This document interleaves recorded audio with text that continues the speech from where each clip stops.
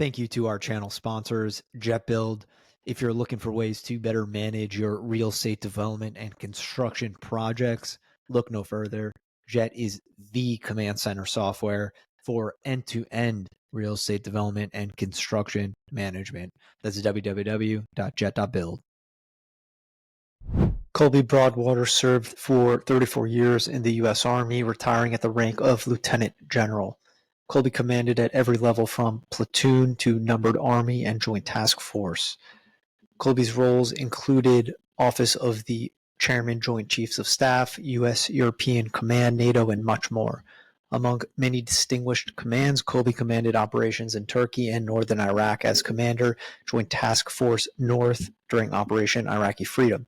Some of Colby's awards include the Joint Distinguished Service Medal, the Army Distinguished Service Medal, the Bronze Star, and many more. Today, Colby is president of the American College of Building Arts, the only college of its type, now in its 20th year. Colby, welcome to the show. Glad to be here. Good to join you this afternoon. Yeah, it's great to have you. It's truly an honor to have you on the show. And as I was just saying to you, someone of your service record, I really perceive as a celebrity. You have kids that look up to like sports stars or music stars and whatnot. To me, that's you in my eyes, and I'm really excited to hear your story and share it with our channels. Okay, well, I'm not a celebrity. I was fortunate enough to be born into a military family, born at Fort Benning, Georgia. Went to the Citadel and got a degree in history, and then went straight into the Army as a second lieutenant of field artillery. First tour in the sort of bad days of the Army in 1972, coming out of Vietnam with a pretty beat up NCO and officer corps. Served 3 years there, then went to Germany, fought some of the same issues as we rebuilt the Army, basically rebuilding the Army you saw at Desert Storm.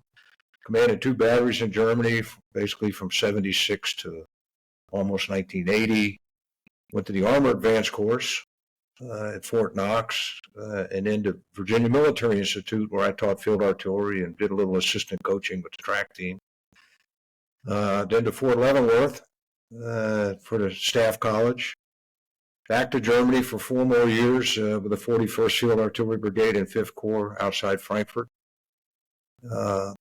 Selected to command a battalion in the 5th Infantry Division at Fort Polk. 2 great years there, 3 trips to the National Training Center as a battalion commander. Selected and went to the Naval War College and then to the Joint Staff to do the joint time that they changed the law, so we had to do that. We had 22 months and 1 day in the Pentagon. The good news is I got to see General Powell close up and personal for a year daily. And then selected to go to the 1st Cavalry Division to command the Division Artillery at Fort Hood. Then to Fort Sill to the schoolhouse for a year, promoted to Brigadier General, commanded the Corps Artillery for 2 years. General Schwartz then took me back to Fort Hood to be his Chief of Staff of the Corps. Then the Deputy Commanding General for a year at 3 Corps in Fort Hood. Then the 1st Army, where I was first the Deputy and then Acting Commander of 1st Army for about a year and a half. Did the response to 9/11 as the Commander of 1st Army.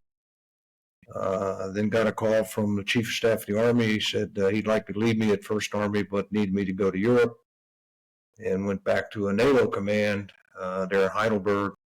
Was a deputy commander for a great German commander for almost 3 years, and then finished up at EUCOM as the Chief of Staff for European Command. Retired out of Stuttgart, did 2 years, almost 2 years working as a government contractor for the Defense Threat Reduction Agency, and then actually came back to Charleston, where we had a wonderful old home here, and took over the American College of Building Arts, and that's where you find me today.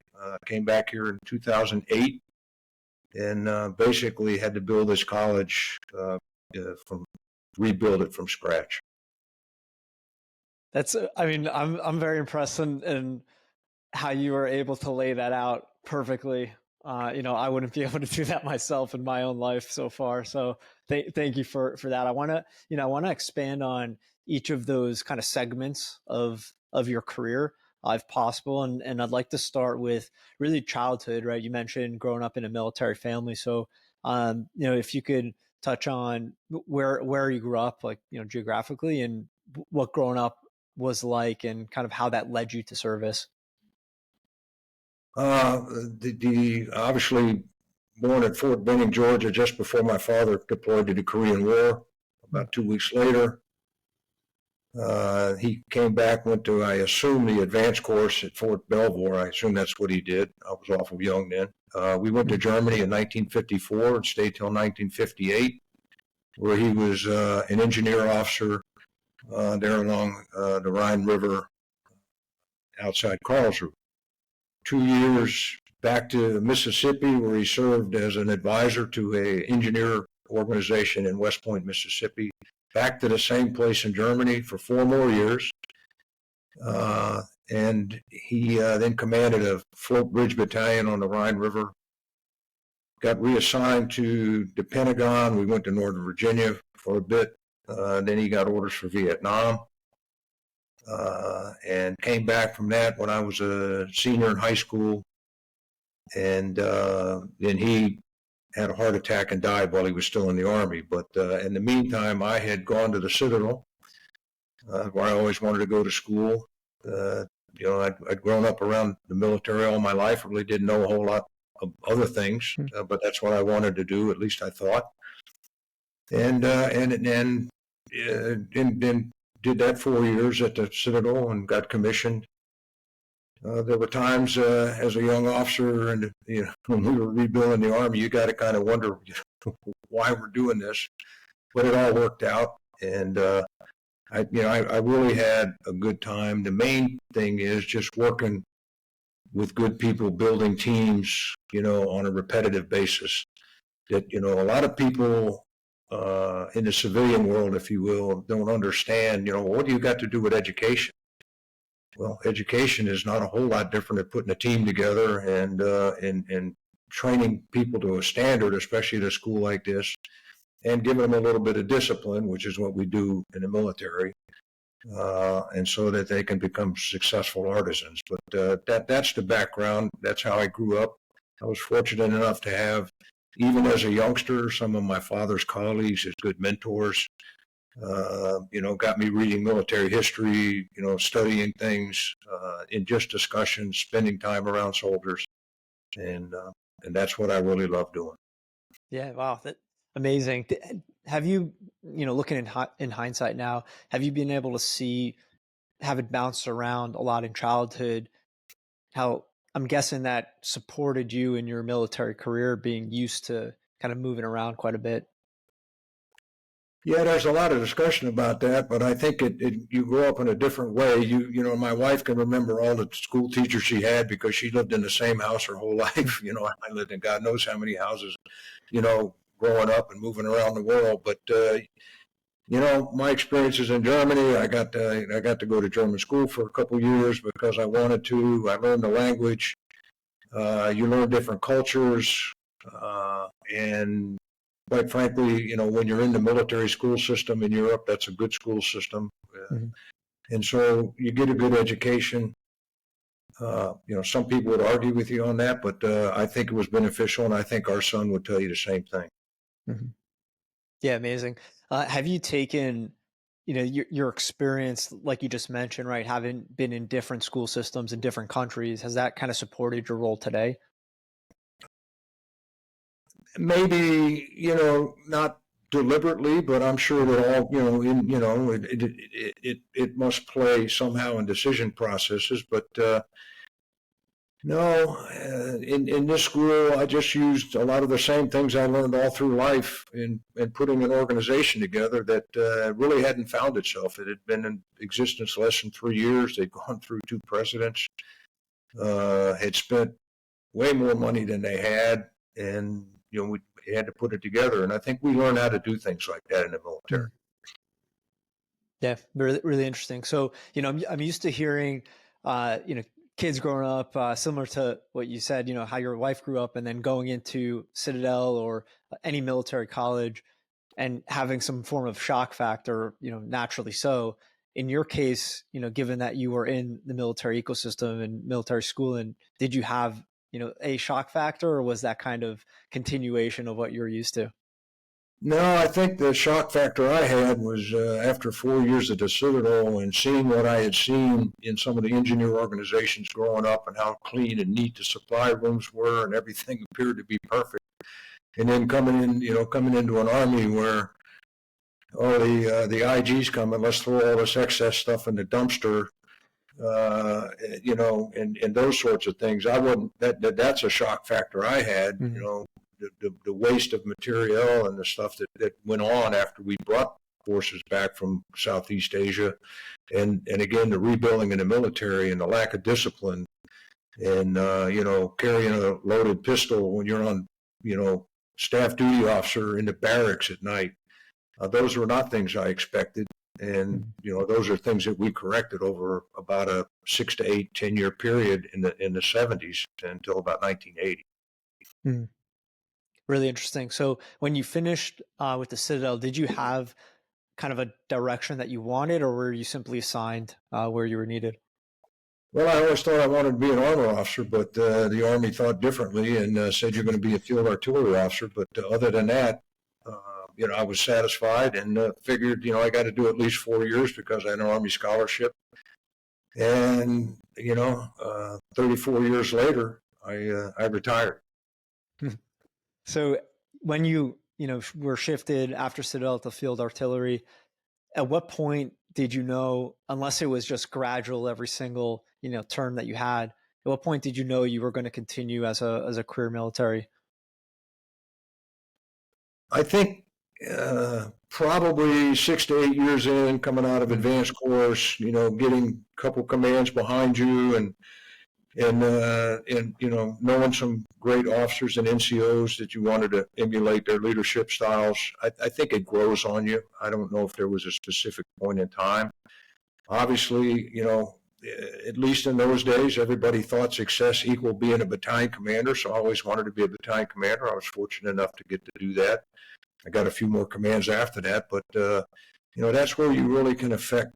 You can actually affect people's lives, soldiers' lives. You can do a little bit of it as a captain, but what can you do as a captain? There's a lot of people above you, but as a battalion commander, where you really can affect training, and then the higher I got, and especially in the Corps Artillery, I could really affect training, and especially at the staff level, emulated some learning I got as a battalion commander from my maneuver brigade commander down in the 5th Mech about how to train staffs and those kinds of things. So you continue to grow, and then you can teach other people how to do these things. And then finally, I got to do it in NATO, working with the new member nations, specifically Poland for the most part, but the Czech Republic and Slovakia to a lesser extent, and how to train to put organizations together the Russian, not the Russian way, but the Western way, and teaching them about Clausewitz, who had actually come from there, and they were never allowed to study that since the 30s. So I was able to, share their own experiences with them, and I think we've seen how good the Polish army has become since they joined NATO. They're a great organization doing that, and then.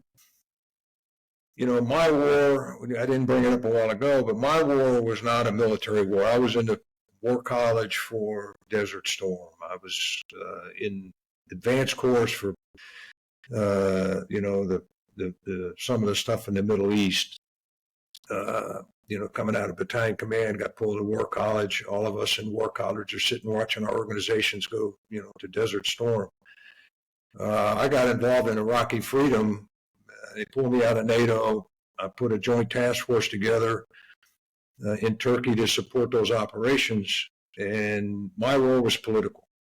And that's a whole different set of circumstances, and trying to put back pieces together that our State Department hadn't done a good job trying to get U.S. forces through Turkey into northern Iraq, which turned into basically a logistical mission, and working with the State Department and the other politicians to try and make things work. So I never got the real shooting war. I had a war from a totally different perspective. And so, but you learn all the way through, and I learned in that experience too. We could do things better as a nation. I think we're seeing some of that today. And so, I hope the people that that follow us and study in the war colleges is where I learned a lot of that. Kind of tell politicians, you come up with a policy and let us work on the strategy. Yep. Well said. I'd like to continue kind of expanding on each, segment of your military career. And so going back to, you get into field artillery, you start there as your first kind of role as an officer. What was that like for you? Well, you start out in the field artillery in a general support unit as a fire direction officer, and you got a small group of guys. In those days, we didn't have any 13 Echoes, the fire direction people, so I went to the guns and pulled a few smart 13 Bravo cannoneers off of there, and we put a team together and got pretty good. But there again, it goes back to what I was saying a few minutes ago. You're always training teams, putting teams together. Same thing I had to do at this school. You do the same thing when you become an executive officer. And some of the hard decisions you have to even make as a lieutenant. I had a chief of fire battery when I got to Germany and was put into a battery that needed a lot of work, and he'd been a mortar guy in the infantry.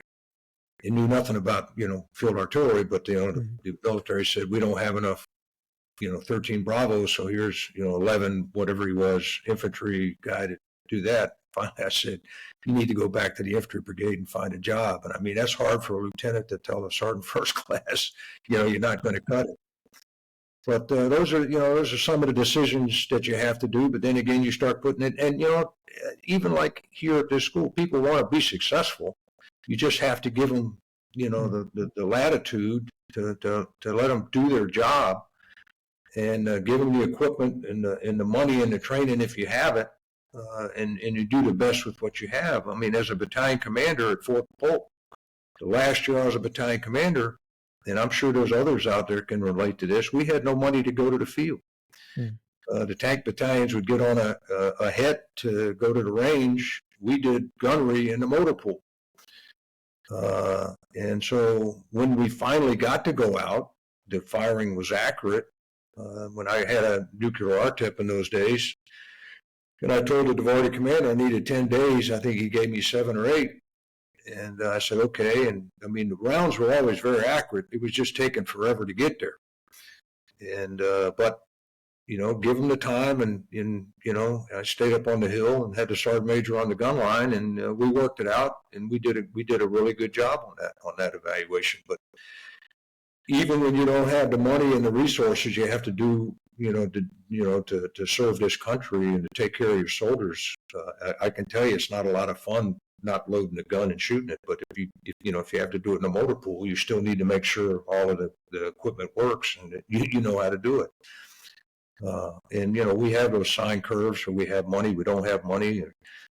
No requisitions because you don't have any, and all of a sudden in September you get all the requisitions. The crazy way to do business, but I think everybody that is a veteran here knows what I'm talking about. Yep, makes a lot of sense. I mean, it doesn't, but yes, what you're saying makes sense. I understand. So going from field artillery officer to your next role, I think that's kind of generally the time frame where you mentioned that you realized you wanted a career in military. Is that correct? Yeah, well, I actually stayed on the guns through Brigadier General. I commanded the Corps Artillery. I stayed with them. I was fortunate enough to get to do that. We had 14 battalions of them out there at Fort Sill. Until then, I became, a staff officer at the Corps, numbered Army, and theater level NATO headquarters. So, you're still working with soldiers, but in a totally different, environment. So in that progression, can you talk about, hindsight kind of advice or reflections on how you progressed through the ranks? Yeah, and I've given this advice to a lot of people. You got to do the job that you have to the best of your ability. There's a lot of people that look back at their last job was their best job, or their next job is going to be the best job. But you have one job at a time. And unfortunately, and it's worse now than it was even when I was starting along, but, quote unquote, ticket punching. I got to do this or I have to do that. I should not have ever commanded a battalion. I never was a battalion S3 or XO.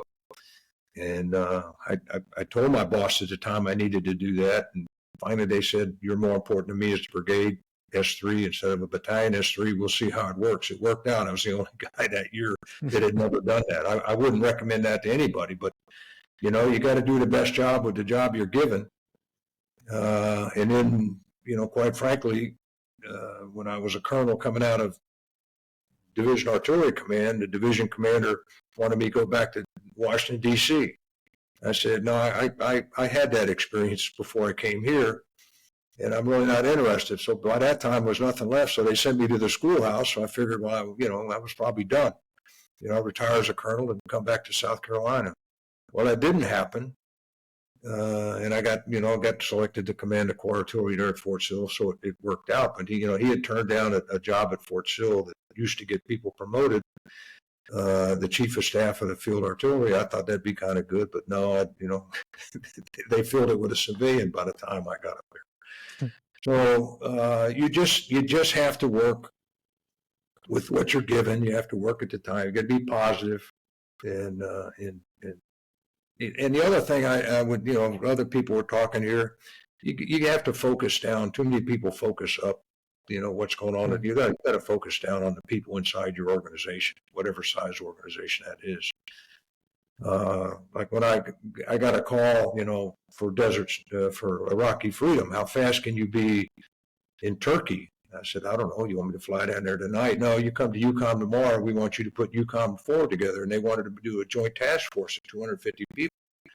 I said, there's no way I can put 250 people together in this short period of time. Give me 50 and a couple admin people, and we'll put them in one room, and, we won't have build any bureaucracies, and we'll take care of this, and which is what we did.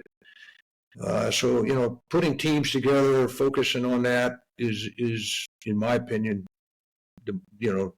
what I enjoyed doing and what I did for 34 years. Yeah, it's great advice. And going through that process before kind of we, continue on to, I'll call it the next phase. So staying in field artillery for now, as you're progressing through the ranks there, what was kind of, I guess, your feeling each time you achieved a new rank of significance? I mean, were you celebrating? I don't know if you were married yet at that point. Walk us through kind of that, I guess, psychological process. Yeah, well, I think everybody is happy, excited, whatever, when they get selected for promotion. Remember, the words of the promotion, it's on your potential, not what you've done in the past. So somebody thinks you can work at the next level. And so, some of them, in some ways, the command lists are of more interest than the promotion list because, are you going to get to command again at the colonel and lieutenant colonel level? I was certainly surprised when I got a call that said I was going to get promoted to 3-star, sent to Europe and work on getting the U.S. Army back to the table at NATO was the mission, and they'd walked away from that after Desert Storm, and I was supposed to work with our allies, and I'd done that a lot growing up and living over there. I'd had at that point 2 tours of my own for 8 years in Europe. No, the whole time except the first year I was married, so she went along with me all along. And, we've got this week 51 years of marriage. And we had a good time together. I mean, it was a different Army that I joined than the Army of the 2000s with all the stuff in the Middle East, in Iraq, Afghanistan, and those deployments back to back. Our deployments were for 30 days or 60 days to Reforger and Graftonville and those kinds of things. So it is different. And I know it was hard on our son. He came to me, and said, "Dad, I've been in 9 years. I've been married 3 years. I've missed 4 birthdays." My advice to him was, well, then at least stay in the National Guard. You may want that adventure, and you may want that retirement someday. So, the challenges change all the time. Mm-hmm. Yeah. Yeah. Well said. And congratulations on nearing 51 years of marriage. That's really amazing. Yeah. So after field artillery, what happens next? What's your next role? Well, again, Chief of Staff of 3 Corps in Fort Hood and the Deputy Commanding General down there. Then First Army, where I was responsible for working with the National Guard and Reserves in responding to national disasters east of the Mississippi River. And so, every weekend we're out with different organizations. Actually trained up a couple organizations, one for the BCTB warfighter that they did very well, and a Kentucky unit, ACR, that was going to the National Training Center. And of course, everybody thinks they're going to beat the OPFOR out there on day one. So I had to kind of limit their expectations and say, why don't we just get this far on day one and we'll have a successful day out there. That's very difficult to explain that to people that hadn't been to the National Training Center. In fact, I had a division commander when I was a DIVARTY commander who had never been to the National Training Center as a training guy, and I took him around. I said, this is going to be ugly. We're going to fight, and it's going to last 20, 30, 45 minutes, and it'll be over. Oh, no. This is the 1st Cavalry Division, and I'm going, that doesn't matter. I've been out here a lot of days. There's going to be a lot of learning going on down there, but you need to understand, and you need to, he really never got over that, how bad it looked from the hilltop when there was a whole lot of learning going down in the dirt down at the National Training Center. So, I was fortunate enough to, spend a lot of days out there and actually put a lot of people out there as observer trainers,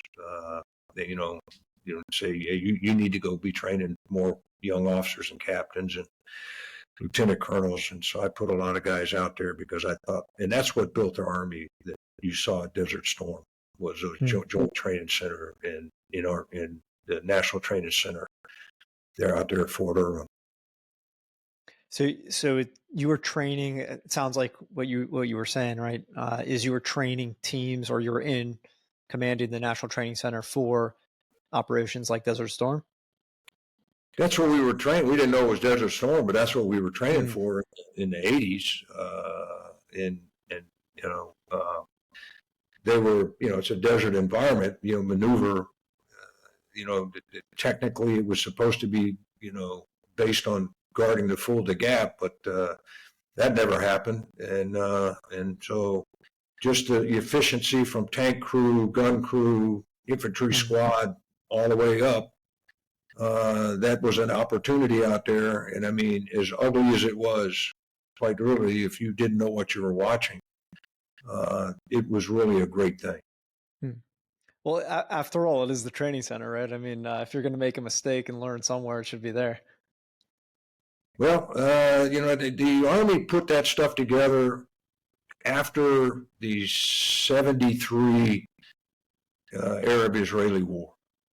And they figured out, wait a minute, they learned a lot from watching that war. And that's when they started putting out new training manuals, going back to kind of Clausewitzian theory on, putting operations plans and orders together. And so that's what changed all of that. And that's what brought the NCOS education system, PLDC, BNOC, ANOC, Sergeant Major Academy. The officers always had some of that. The NCOs didn't always have that. And, that education and in the actual, in the dirt out at the National Training Center down at Fort Polk was what led, to putting those teams together that gave us that kind of military. Yeah, really interesting. Taking kind of half a step back, as you left field artillery position after many years of commanding there, was that kind of a bittersweet feeling? I mean, how was that essentially transitioning to a different role? No, you have to accept the fact that you got to move on. I mean, I watch a lot of people their whole life. I should have been this or I should have been that, and they go to retirement parades every month and all this other stuff. I said, hey, when they tell me to hang up the spurs, I'm going to hang up the spurs and go do something else. So they were all new challenges. They were all new opportunities, and so I never looked back. I mean, you value those days. I still am in contact with the chief of fire battery. In fact, he called just the other day for Veterans Day. We call each other. He ended up as the sergeant major to field artillery, and he still calls me XO, and I still call him Smoke. So I mean, those kind of you don't ever lose those relationships. You value them, but there's always if you get selected to do other jobs, somebody said you must be qualified to do that job. And I think we had a good system in those days of promoting NCOs and officers and giving them the responsibility that they could handle.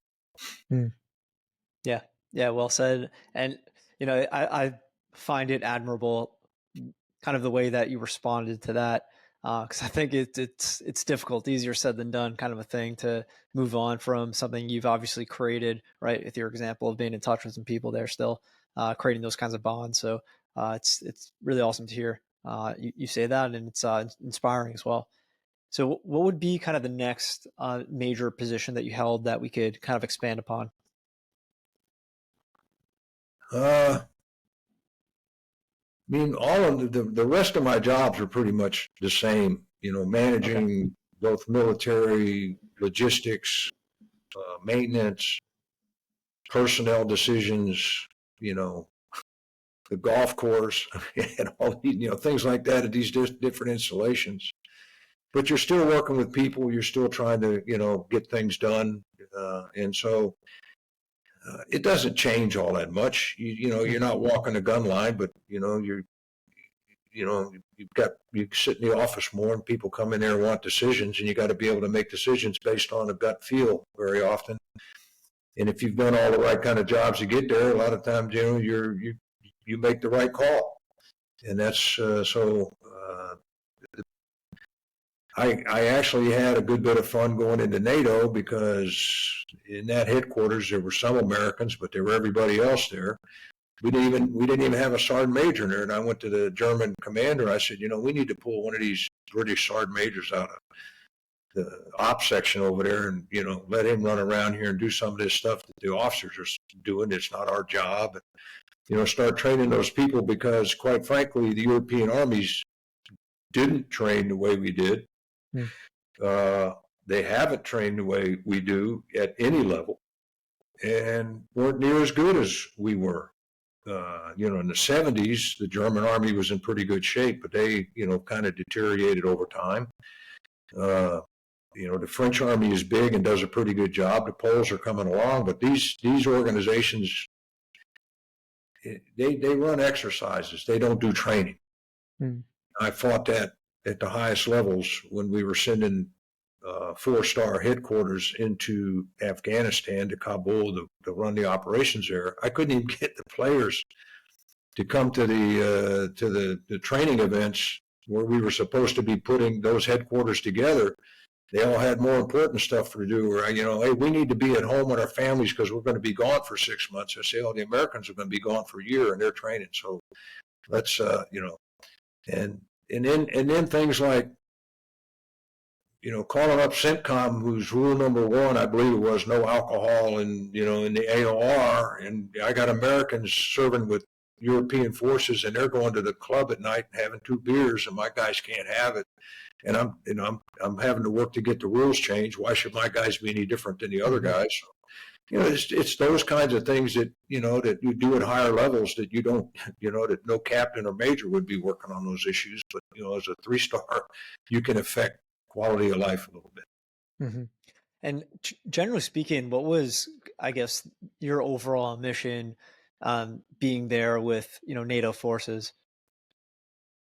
The number 1 mission was to certify the countries north of the Alps for NATO operations. That was about a 1.5-year, 2-year project. Got very close to the Poles and the Czechs. The Czechs and the Slovaks had really minimal forces. But the Poles had a big army. They had a couple corps, so we got to work with it. Worked with them. I had a great time. Became good friends with the chief of staff of the Polish army.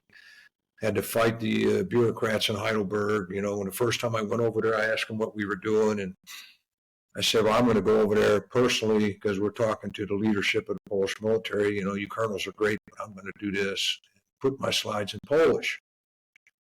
And they said, oh, no, General, we cannot do this. The official language of NATO is English. I say, it's French too, and I don't want the slides in French. I want them in Polish. Finally, I talked them into,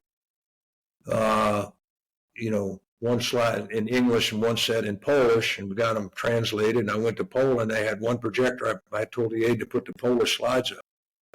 The chief of staff of the Polish army, told me at the end, he says, no one has ever shown us this kind of respect before.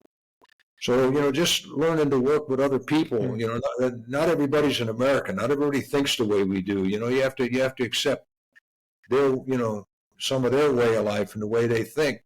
Then the next time we did that, we were trying to translate Clausewitz to all the generals in the Polish army for the slides. Achilles' heel doesn't translate well, so we had to work through that. We got in there.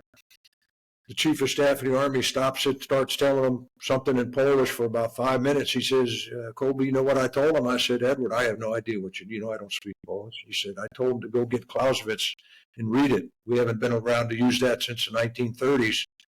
And they all need to now go get that book and read it and study it. So, we studied it in the staff college. I studied it as a cadet.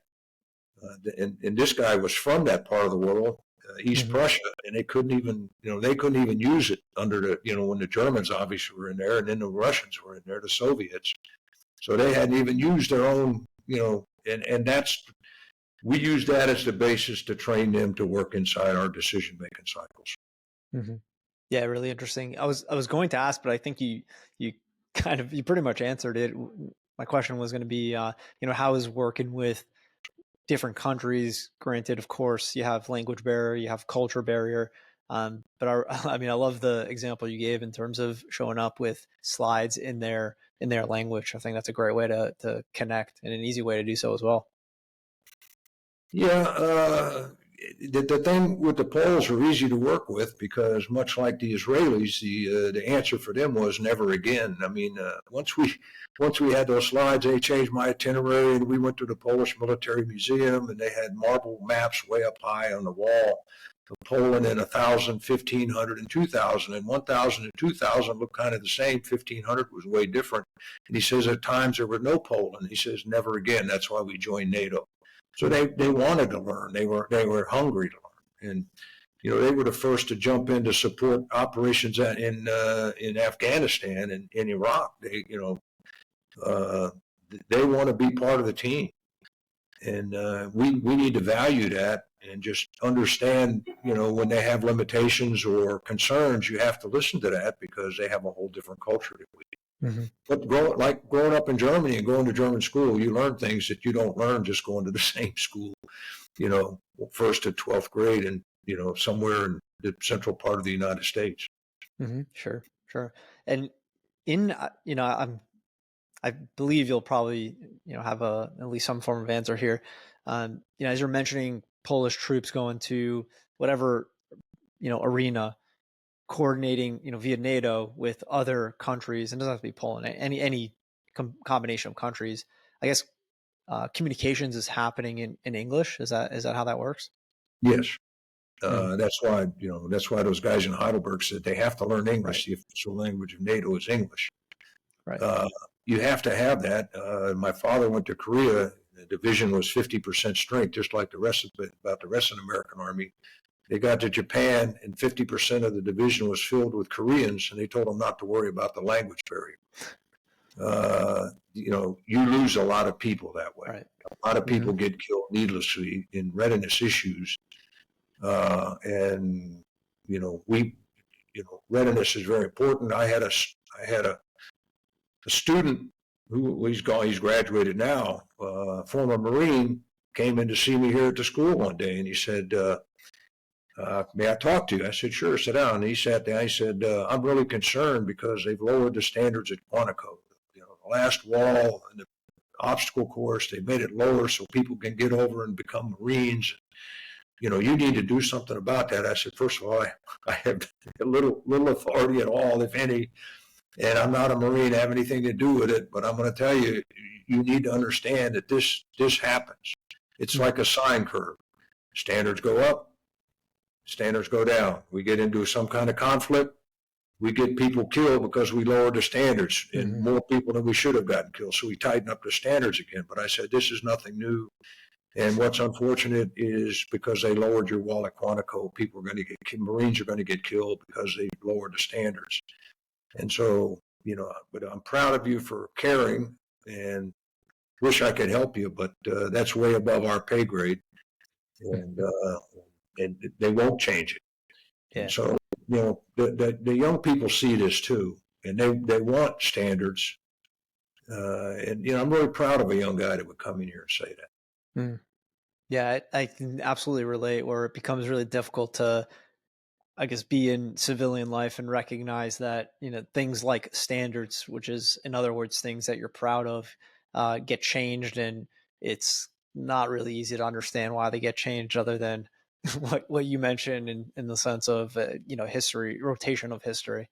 Well, but it's the same thing with recruiting. I mean, you lower the standards, you get a lesser quality individual. They might make it, they might not make it. They'll have to work a lot harder to be good than if you have a higher level recruit. So what they do, they lower the standards and they say we made the numbers, but they don't tell you they're Cat 4 recruits or whatever. And we're going through that stuff right now. So what do? They reduce the size of the end strength of the Army and say we made our standards. Well, that's not making a standard. That's figures lie and liars figure. Yep. I'm very aware of that. Glad that you said that. Hopefully more people hear it and become aware of kind of shifting back end data to present, a falsehood on the front end, as you put it. Yeah. So tough to hear and tough to see. I want to shift to your role in Operation Iraqi Freedom. Talk to us about kind of the getting assigned to that role, the workup of it. Well, you can put the timeline together. I got a call the Monday after the Super Bowl. So, it's late January. We need a joint task force. Now, we've known stuff was going to happen there a lot longer before that. The Fifth Corps had been over there for, 6 months or something. And initially, it was designed to be a EUCOM forward to coordinate with CENTCOM because of the Turkish-Iraqi war. So put this joint task force together. Then come to Stuttgart tomorrow, and we're gonna tell you what you need to do. So I go to Stuttgart. The next day I fly down to Turkey, and so we take over the headquarters down there in Ankara that they use for selling military items. I can't remember the name. Those people that work collaboratively, logistics mainly with the host nation military. So we go in there, and there's guys pulling, cables to hook up commuters and all that kind of stuff. And we get people down there, some better than others, because, some headquarters send you what they got left or what they don't want. And so we work through putting that team together. But, you go in there and you're talking about not understanding, the culture. So for months, we've had a State Department really nice lady down there in Ankara trying to, negotiate the moving the forces through Turkey, into northern Iraq. Well, first of all, a woman in the Middle East doesn't carry the stature, as an American, I understand what I'm saying, but in the Middle East, you don't carry the same kind of weight as a man does in those higher level governmental things. And don't get me wrong, she's a wonderful woman, ambassador level woman. But in their own foreign ministry, she told them they couldn't smoke. Well, over there they all smoke. It's their building.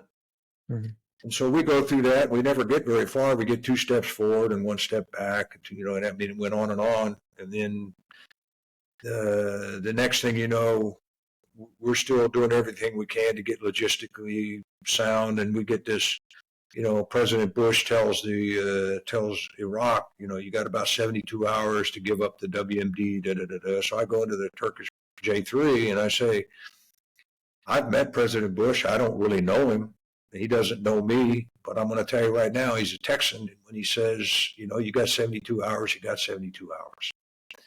And the Turks then figured out maybe they missed a boat because they thought they could keep us from starting the war until they let us go through Turkey.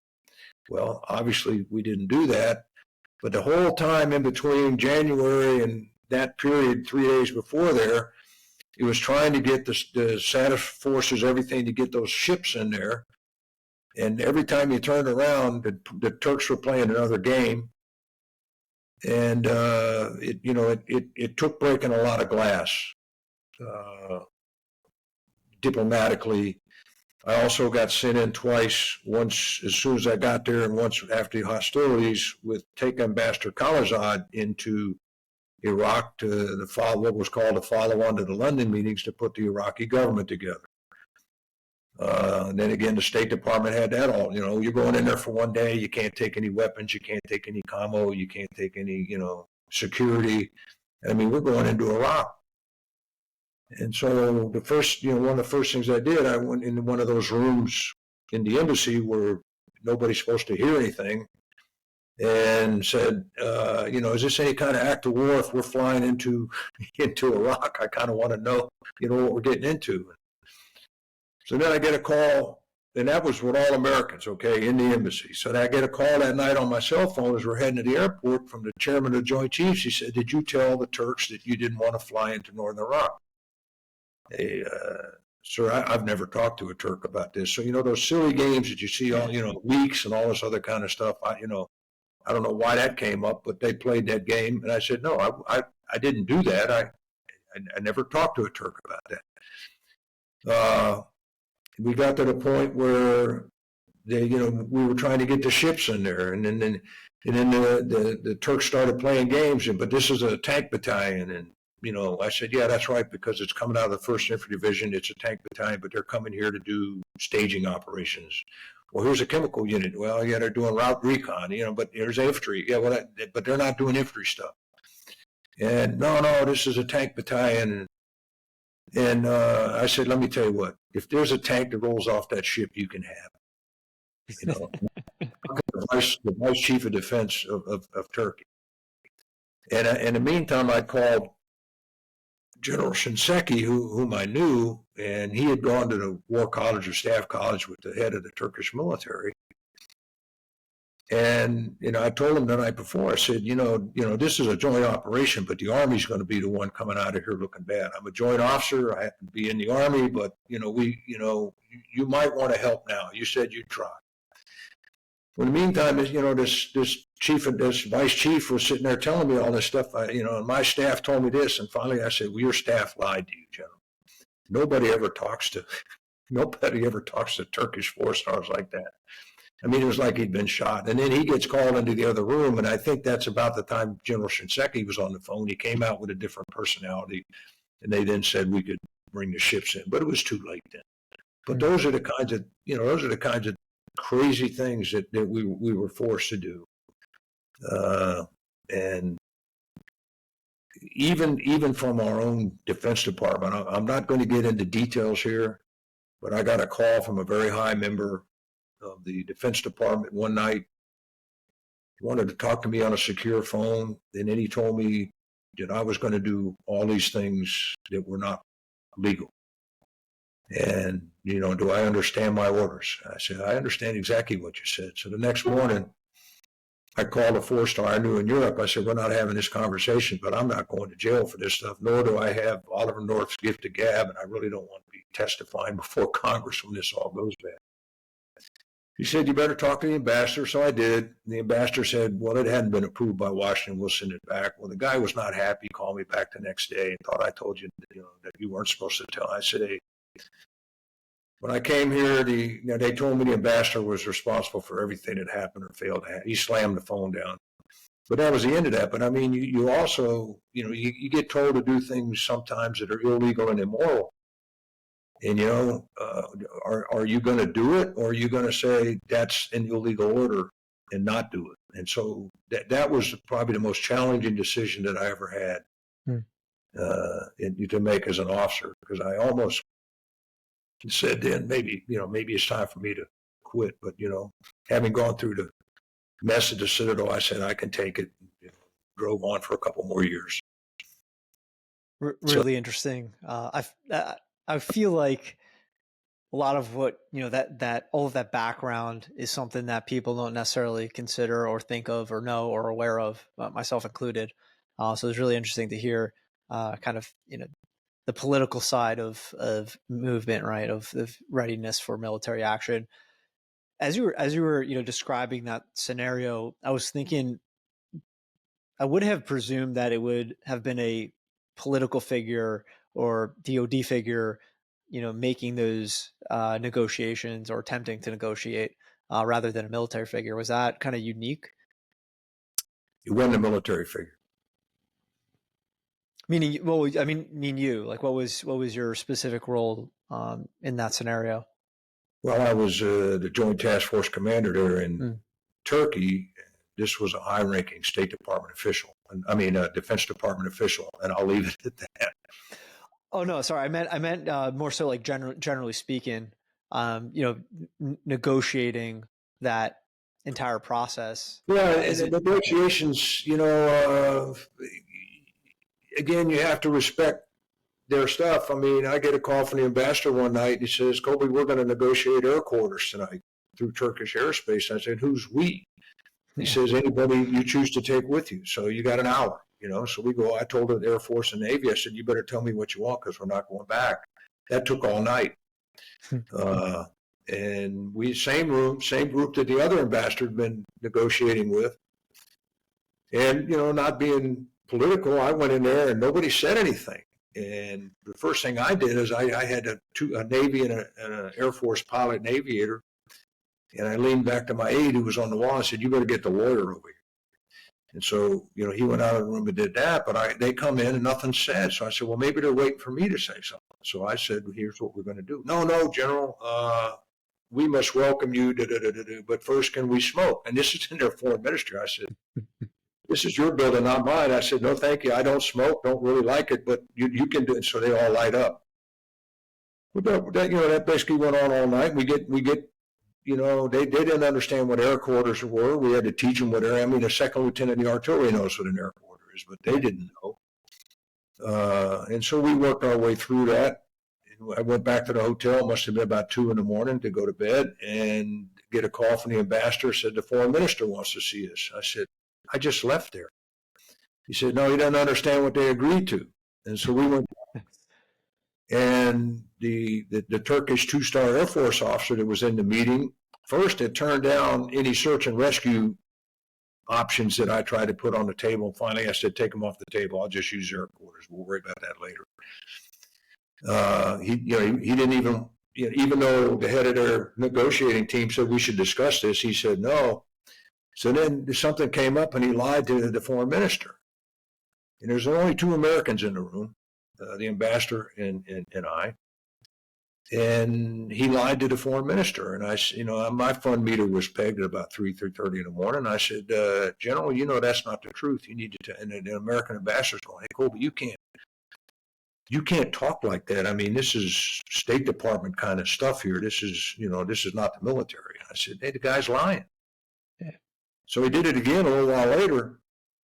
After he changed the story to the correct story the first time, the second time he lied. I said, hey, we've been through this once. You need to tell the truth. And the foreign minister took him out of the hallway where my security guy and aide were out there.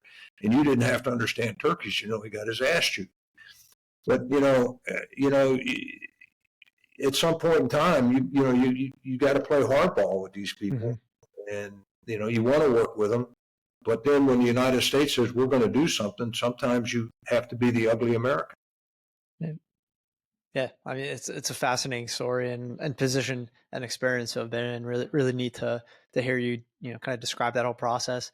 How did that conclude? But it concluded with us doing logistical operations into northern Iraq. We got the 101st through the air. We got cruise missiles and airplanes and all that stuff, through Turkish airspace into Iraq. So we got all that done. That they sent General Powell over as Secretary of State to negotiate with the Turks on a number of things. And again, Washington, D.C., he had a page and a half of stuff he was supposed to do. And I rode out with the ambassador to the airport. And I said, who came up with this stuff? And he said, the interagency process in Washington. I said, well, the first one takes Turkish parliamentary approval. I don't think we want to try that again. This one we've already done. This one we don't need. And so there was nothing on that paper that they had asked General Powell to come over there and work. Now, I had been in his office, sitting on the wall for a year. I wasn't at the table with all the generals. I was a colonel. And he saw me when he was getting ready to get in his car, and then he walked over to me. I wasn't going to go get into that throng of people at the bottom of the airplane steps, with all the photographers. So he saw me, he came over there, so I went to see him. He said, what are you doing here? I told him. So we went to the hotel, and I'm going, man, this, another 2 or 3 o'clock at night, wait to bed, and I'm heading to the elevator. He called a meeting. Next thing I know, I'm pushing the button for the elevator, and they said, Secretary of State wants to see you. So I go in the room. And he's got he's a State Department spokesman and Beth Jones, a Middle East expert, and all that sort of stuff. And he says, you're getting old when a guy you promote to colonel's a 3-star and a Colby, sit down, what do we need from the Turks? So I told him 3 things. He said, what about, I said, no, we don't need all that. We need that. And he says, okay, he said, I want you in the meeting tomorrow. I said, that probably isn't going to happen. I go in the back door to Turkish military headquarters. He goes, if Colby's not in a meeting, I'm not going to be in the meeting. So obviously I was in the meeting. But it's like the night of the air negotiations, which should have been somewhat easy. They start the negotiations by saying 5 brigades of Turkish soldiers into northern Iraq, and you get air quarters. I said, no, your parliament voted for air quarters. I know nothing, have no talking points on 5 brigades of Turkish soldiers into northern Iraq, which would be a really bad idea.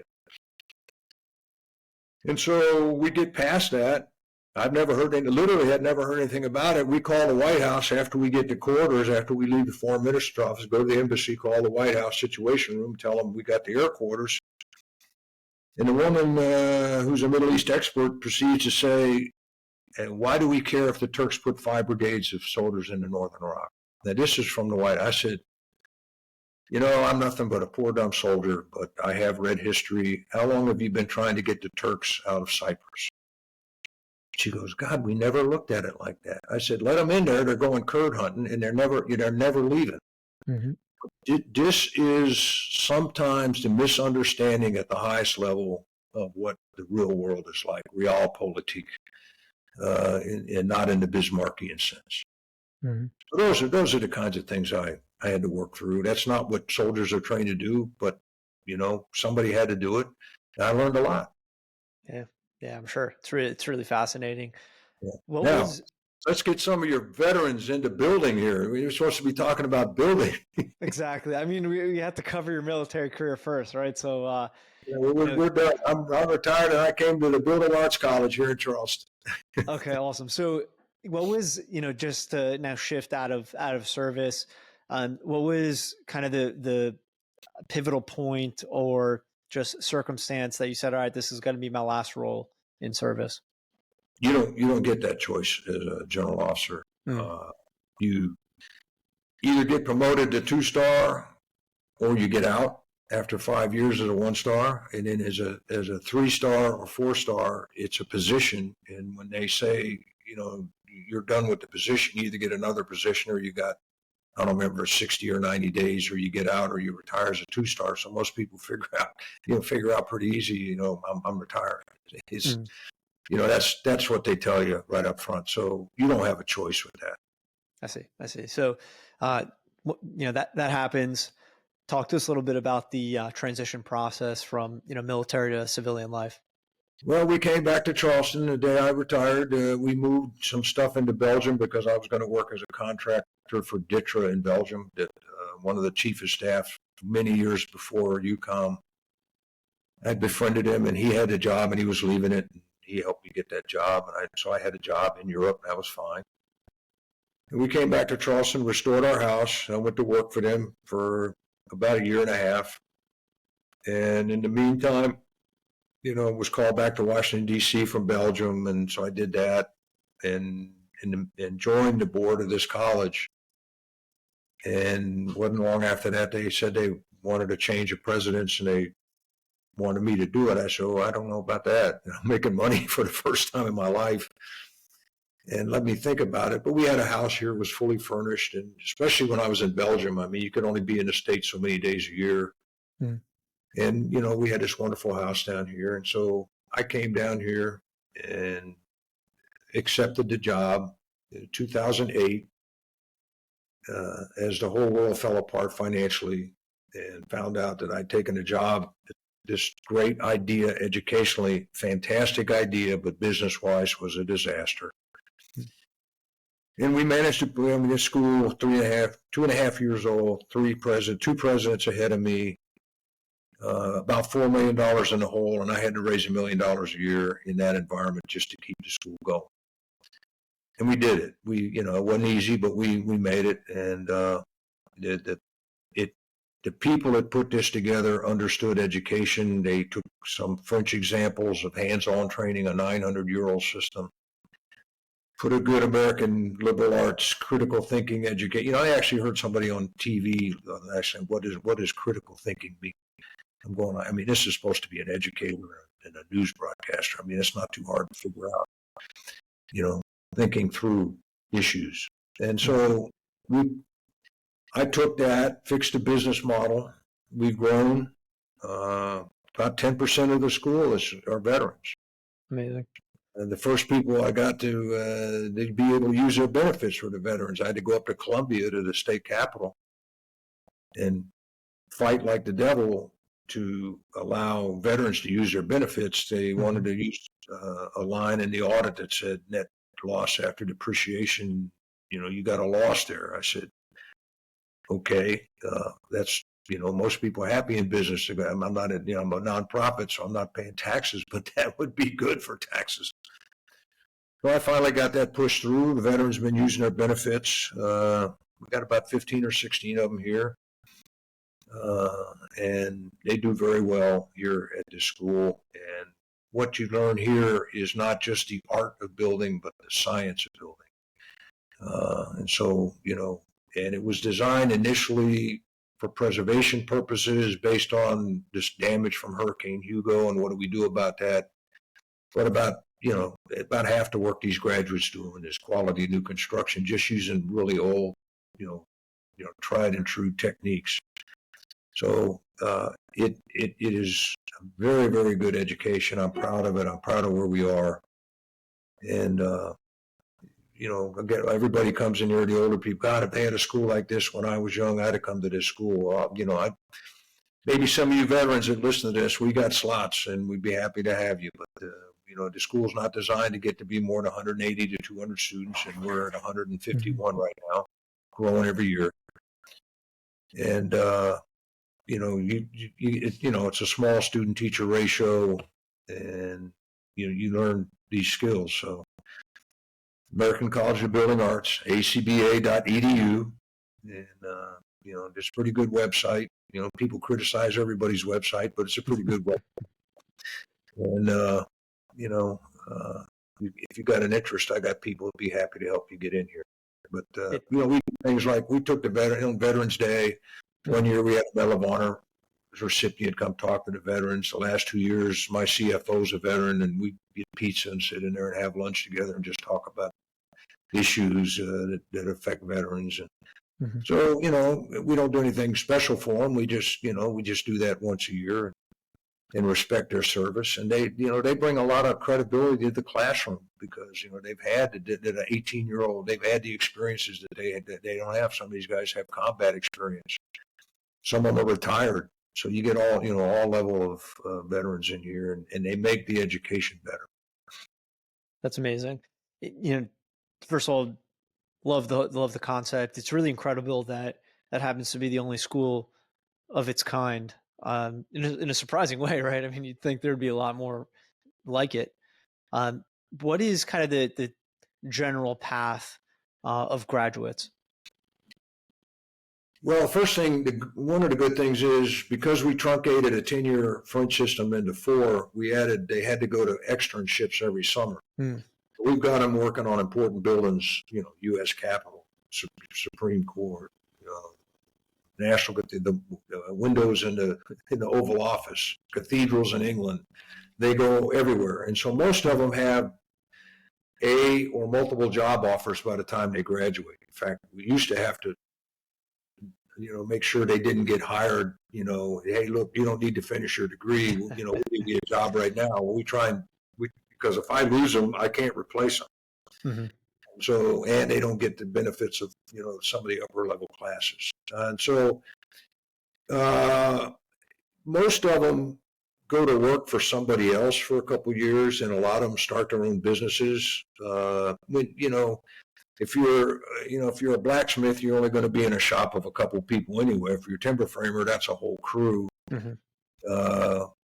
But architects are going to be, classical architects, if they want to be one, are going to have to go on to another school and get their architecture degree and then a license. But most of these guys are going out there doing the jobs that they were trained here to do. That part of our accreditation process is we have to have a third party verify that that's going on. And so, the first time we did it, it was 100%. What school can say 100% of their graduates are, that we were smaller then. The second time we did it, it was 89%, but we had a tyranny of small numbers because we're a small school. One had gone back into the Marine Corps as a contractor teaching sniper stuff in Philippines and, for a lot of money. And one had gone back to the State Department. She was a retired Coast Guard captain that came here for 2 years while her husband was deployed. She had a PhD from Oxford University, and she took 2 years of plaster. She went back to the State Department, and the third woman was on maternity leave, so we didn't get 100%. Mm-hmm. But they're doing what they came here. They're doing what they came here to learn how to do. Is there a specific? A lot of schools will have kind of. I don't know if specialty is the right word, but one kind of area, major, however you will, that they specialize in. Is that the case with you, or it's very broad with generally speaking building? No, they all take the same core courses. They all do drawing and drafting. They all do science. They all do math, and all of it's related to materials and things that you need in the building. In the building world. We have 6 specializations. They're 2 in wood. The first 2 years of wood, they all do the same thing. And then they either become a timber framer or a carpenter. Mm-hmm. We got 3 carpenters working full time at Mount Vernon right now, as an example. So, they get good jobs. We have plaster work, and most people don't know what plaster is in the United States, so it's hard to recruit for that, but it's a really it's a great medium, and we need that. We've added decorative finishes, gilding, graining, marbling into that department. Maybe we can draw some more people. You can get it all in one place. Blacksmithing, architectural blacksmithing, not horse farrier stuff. I mean, 16th, 17th, 18th century forge welded, beautiful ironwork. Like, we're getting ready to restore the gates for the Governor's Palace in Williamsburg for their 100th anniversary. That level of stuff. Mm-hmm. And we added classical architecture and design a few years ago, and we have stone carving, and I'm talking about like stone carving for cathedrals and those kinds of things. So those are the 6 things that we do. They pick that. It takes 4 years to get somebody that got experience where they can go out and do that and do it well. You're always going to be learning in that kind of field, but, they can go out and stand on their own 2 feet and make a living. Yeah, it's amazing. It's a really awesome program, and you had mentioned people saying to you if they knew this existed back when they went to school, I would say the same. I mean, if I knew this existed, I would have loved to have done that. We got great teachers. Most of the trade professors are European because they've learned it over there. We got an English blacksmith, a German carpenter, a French timber framer. The stonemason was trained by the English in New York City. I mean, so we have really quality people teaching that, and sometimes people say we need to get bigger, but I'm going to tell you, great quarterbacks don't necessarily make good coaches. Mm. So, we finding people that know how to do it and have done it successfully and then can relate that and teach to other stuff is, difficult sometimes. Yeah. It's really an amazing program. Highly recommend any of our listeners to have a look. We're going to have the school's website in the show notes. I want to touch on kind of a half step back on transition. And, for a lot of veterans, it's a difficult period of time that extends to, however much time it extends for each individual. With your kind of, hindsight knowledge today in your transition, anything you would have done differently, better, if you could have told your younger self how to transition? No, but again, it goes back to a mindset that I mentioned a while ago. I knew that when, they told me to get off the horse that my time was done, that, I was going to go do something else. I have always been interested in old buildings. We've restored 2 houses in downtown Charleston and live in another one out on Edisto Island now. I grew up in Europe. I love old houses. And so I got to kind of come do what I like to do. Everybody needs to have some other idea on, how can I take all of those great experiences, good and bad, that I had in the military? You learn as much from bad lessons sometimes or more than you do from good leaders. Mm-hmm. And put that to doing something that I want to do. I'm doing something that I want to do. People keep asking me when I'm going to retire here. Well, I'm getting on up there, but, I don't mind driving over an hour every day to come to work until I get my library built here at the school. They're going to have to put up with me, but you have to be able to say, I'm done. It was good while it lasted. And you gotta be able to say, I want to do something else.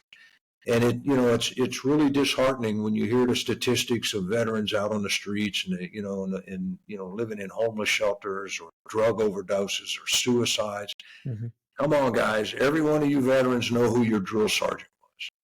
Every one of you guys know who that was. And you looked up to that guy. Whether you liked him or you didn't like him, you looked up to him. He taught you some lessons. Take those lessons and put them to life. Those lessons work outside the military. Mm-hmm. Working hard, hopefully doing something you like to do, or hey, there's all kind of jobs out there. And, you might not make, I'm not making the kind of money that I could be making and that a lot of my colleagues are making, but it's not about money. You just have to have a comfortable life and do something that's worthwhile. Go teach ROTC in high school. They need good leaders there. If you want to continue to wear a uniform, go find some other service. You've been in the service. I had a guy one time to tell me, an investor in this school, I needed to get out of this school business and go make some money for my family. You ought to be making a lot of money. I said, well, I was in the service my whole life. I never did stuff for money. And, that's not what drives me. You have to, and find something of interest. And just like our kids here, the ones that do well have a passion. The ones that really are going to make a difference in the world are ones that, are passionate about what they're learning, and they're taking the extra time to learn it. All kind of people. You got VA benefits, Jet.Build, call, whatever the hell you want to call, what it's called now, I don't know. Go to school. If nothing else, go to school. Get an education. And then decide what it is you want to do. But don't sit around and mope about, I wish I'd have been a sergeant major. I wish I'd been the chairman of the Joint Chiefs of Staff. It ain't going to happen. So, stay in touch with your buddies, but, get off of the, feeling sorry for yourself and go be productive. When you're being a productive citizen, you're going to be a happier citizen. It's great advice. And I want to take a piece of that advice, which was, the learnings of military and applying it to civilian life. And walk into our translatable skills segment of the show, which is translatable skills, military to civilian profession. What kind of advice do you have on that front? Yeah, I teach the seniors a little bit of the leadership course. All the seniors get a semester of leadership. I teach a couple of sessions of it. And my part, I just use military slides I used when I was training battalion and brigade level commanders out at Fort Sill. Leadership is leadership. The guy in the slide may be wearing a uniform, but it fits. Like the last one is you got to love it.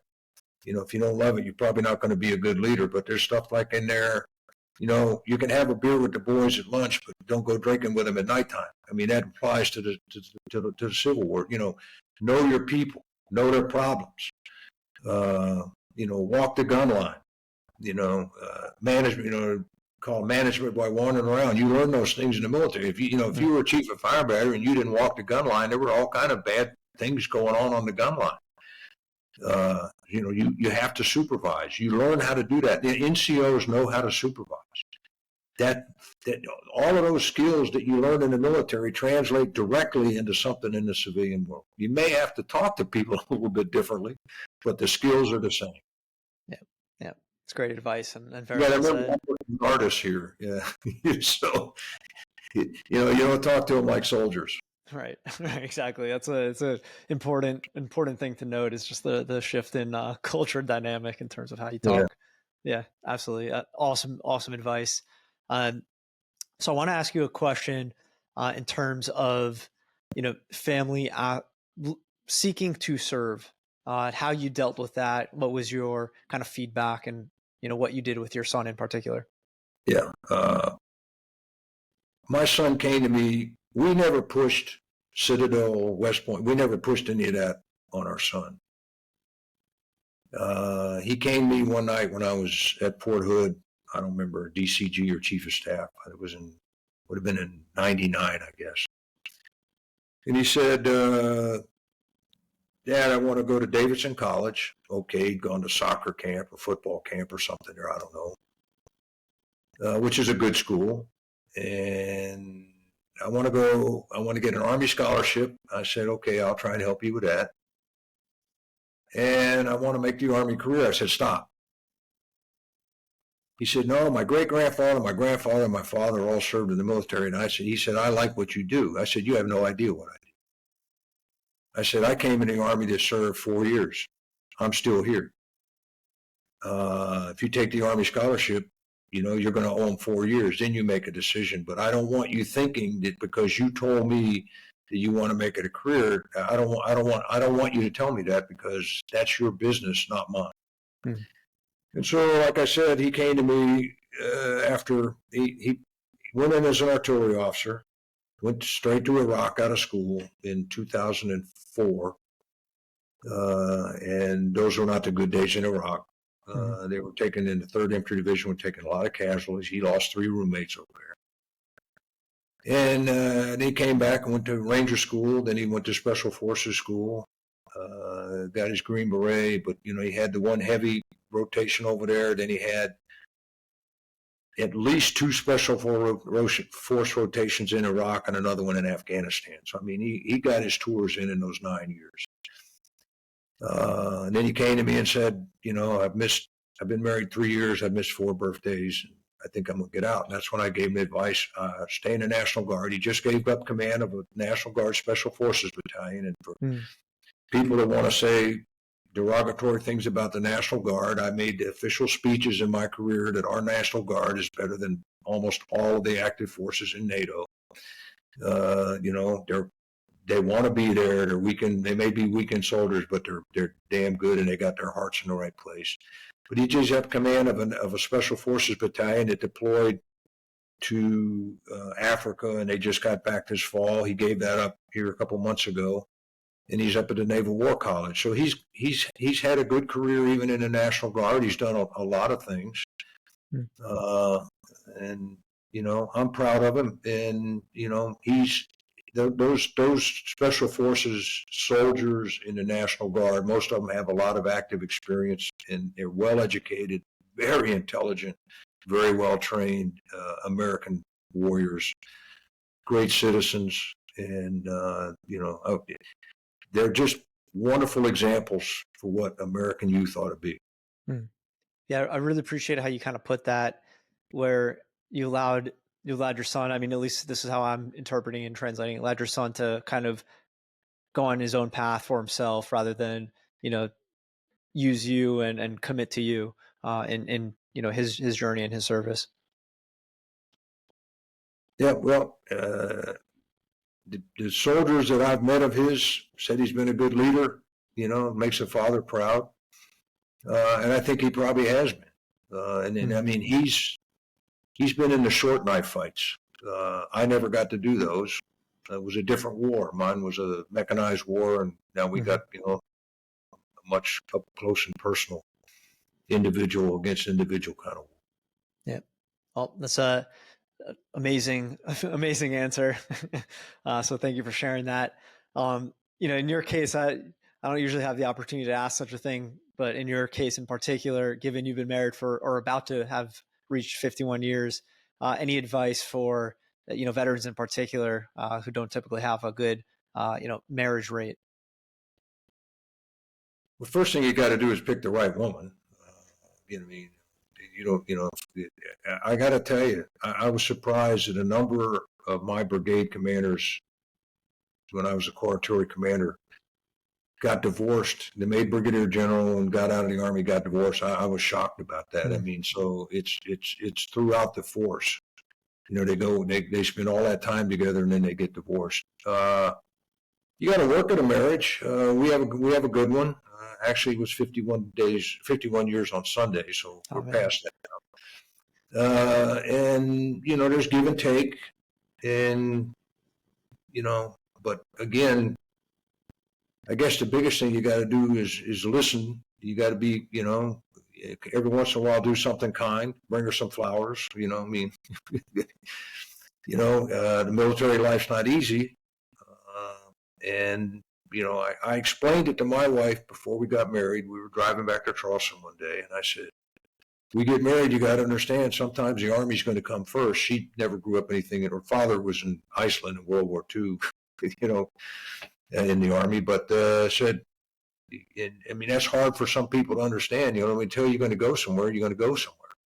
And so, you got to kind of lay, hey, these are the rules, and don't, walk into it at least knowing the best you can what the rules are, and so you're not blindsided on stuff. And when you're together, have fun. Come up with some kind of hobby that you like to do together. Whatever the hell it is. You got to do things together. Best advice I can give. It's great. It's a great advice. Yeah, thank you for sharing that. So I want to close out with a final question, which is any book or books that you'd like to recommend to the audience? I'm going to tell you a book that was given to me years ago by a mentor of mine, A Distant Trumpet. It's actually, no, I'm sorry, Once an Eagle. The Distant Trumpet is a Western version of that, but Once an Eagle, they actually made a mini-series out of it back when TV made mini-series.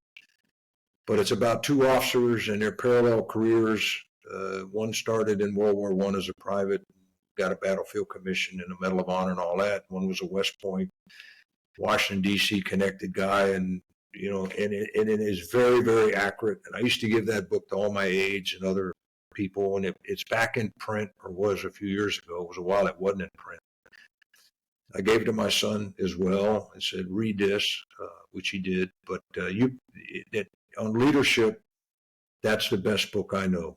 Once an Eagle. Awesome. Anton Myrer is the author. Amazing. I'm going to have that in the show notes as well, and definitely adding that to my library of next reads. So thank you for sharing that. Colby, it's really, really an honor and a pleasure to have you on the show, hear your story, and to share your story. Thank you very much for taking the time and for joining us today. Okay, and I wish you, and I don't know when this will be on the air, but all your everybody, if it's close to now, happy Thanksgiving, and just be thankful we get to live in this great country. And for you veterans, thank you. People get tired. My son gets tired of hearing it. Thank you for your service. But, I think most people mean it. They may not know how to say it. But, the military is still a respected organization in this country. We've got a lot of work to do to clean it up. We had a lot of work to do to clean it up after Vietnam. We need to tighten up some leadership values and some things that have been going the wrong way for about the last 15 or 20 years. This isn't one administration. This is a bunch of them. I watched it happening, and we've got to, it can be tightened up.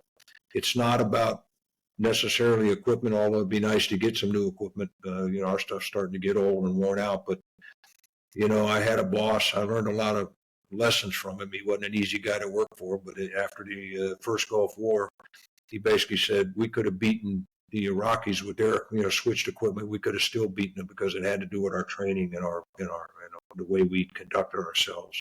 We'd have taken more casualties because their equipment wasn't as good. But what we got to do is, you veterans, get off the street. Pick up your rucksack, go to school, get an education. That's the key to success. A good education, not some make-believe education and underwater basket weaving or something. Get a good education. And then, do something else. You've got a lot of skills that a lot of people don't have. And, put them to good use and make yourself proud of yourself and your family proud of you. My mother used to kind of tell me that when I'd go to school, don't bring any discredit on the family name today. So, get out there and do something good. And you may not always be recognized for it, but you did it. And you won't worry about all the things that plague a lot of these unfortunate veterans that we have. Very well said. Yeah, thank you very much, Colby. Again, really appreciate you being here and taking the time to share your story. Excited to also share what you're doing today with the school. Again, that information will be in the show notes, and we will see you all soon. Okay, let me know when it comes out, would you? Thank you to our channel sponsors, Jet.Build. If you're looking for ways to better manage your real estate development and construction projects, look no further.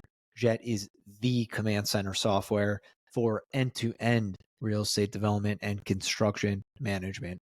That's www.jet.build.